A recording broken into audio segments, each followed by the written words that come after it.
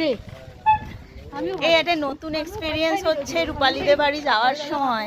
এই যে মৌ বসেছে এখানে। হ্যালো। ওই জন্য তো বললাম যে তুই গাড়ি চালানোটা শেখ। এই ভিতরে ঢুকে যা। তুমি আবার খানিকক্ষণ পরে আমাদের নিয়ে চলে আসতে পারবে? তোল ছবি তোল। কি এই মটকা, রাজস্থানী দাদা বেশি ধারে এসো না। এখানটা এই মটকা কত করে গো? এই তুই চুপ কর। শেষ আমি চলে এসেছি, কি সুন্দর। চলে এসেছি সোনারপুর। এ মৌ টাকা, মৌ টাকা, মৌ তুই কাজু খাচ্ছিস? টাকা আমার কাজু শেষ করে দিলে আমি একটু চাইতেও ভাবলাম। কি ভালো।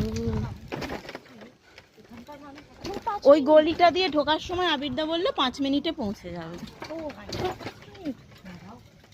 হ্যাঁ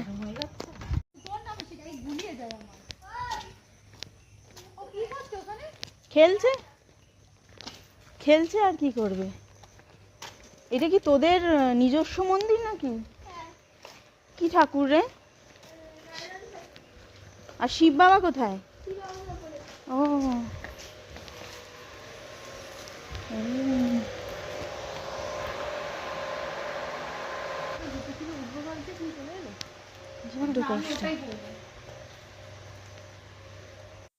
আজ আমরা 3 জন মিলে চলে এসেছি রূপালীকে দেখতে।